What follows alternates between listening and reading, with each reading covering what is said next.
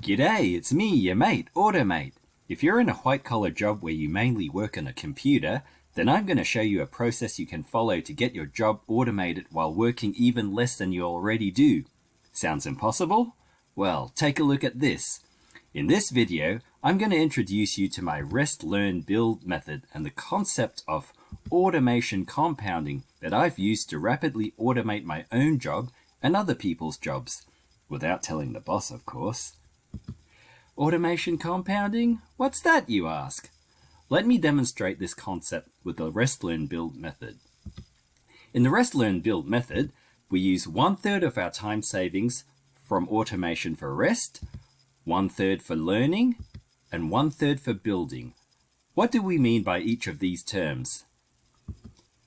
Rest. Rest means to relax, play, and enjoy life. I think you know what this means without me saying anything.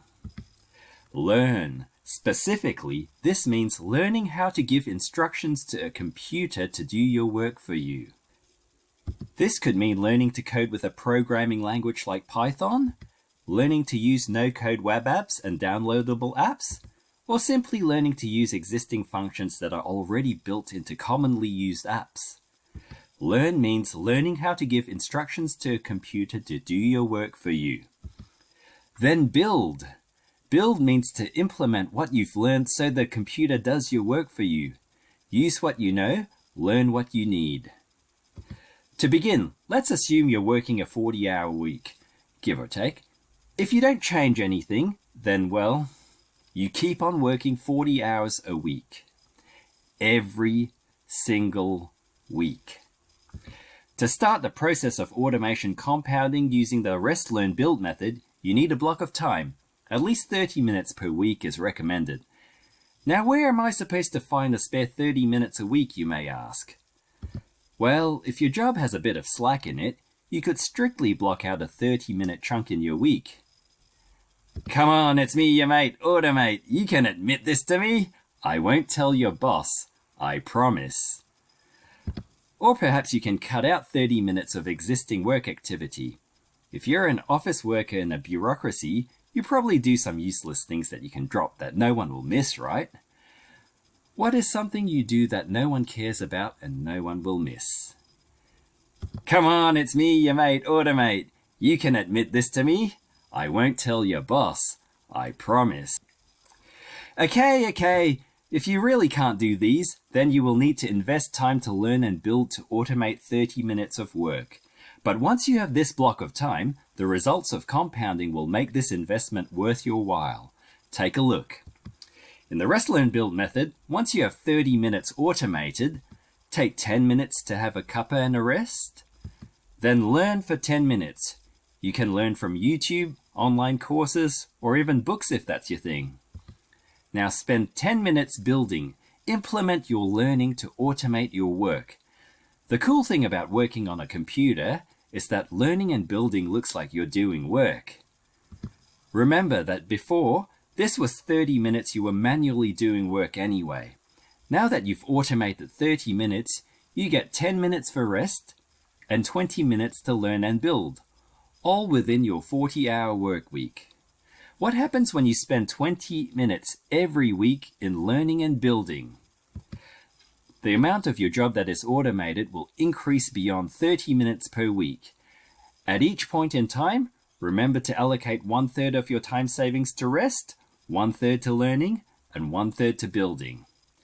When you've automated 60 minutes of your job, what do you do while the computer does your work for you?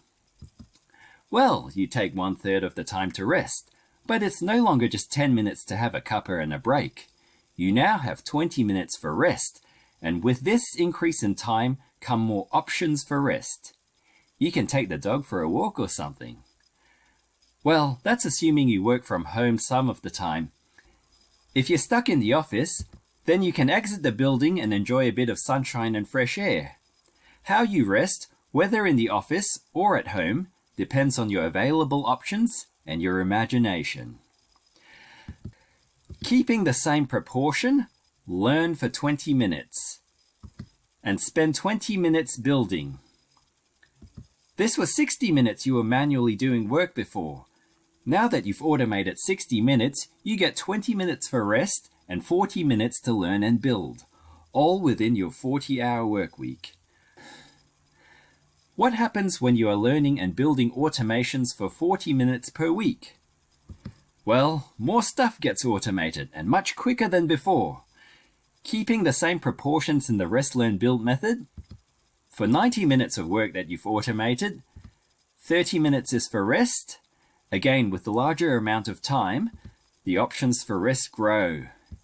30 minutes is for learning, and larger chunks of uninterrupted time are more beneficial to learning. 30 minutes is for building. As with learning, larger chunks of uninterrupted time are also more beneficial for building. This was 90 minutes you were manually doing work before. Now that you've automated 90 minutes, you get 30 minutes for rest and 60 minutes to learn and build, all within your 40-hour work week.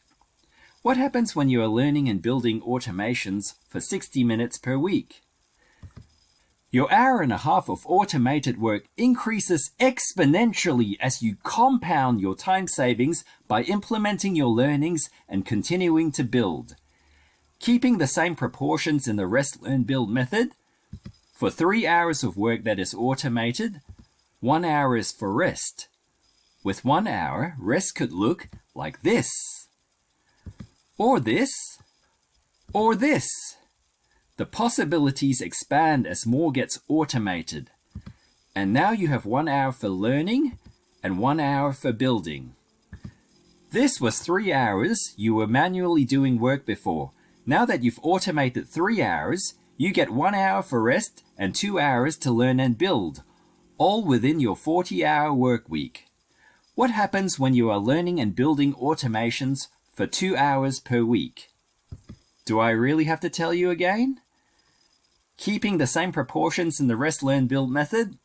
For 6 hours of work that is automated, 2 hours are for rest, and the possibilities for rest expand and expand. Don't get too carried away. 2 hours are for learning and 2 hours are for building. This was 6 hours you were manually doing work before. Now that you've automated 6 hours, you get 2 hours for rest and 4 hours to learn and build, all within your 40-hour work week. You get the idea? Now rinse and repeat. Rest, learn, build. You can see that the amount of your work that you automate increases exponentially in the rest, learn, build method.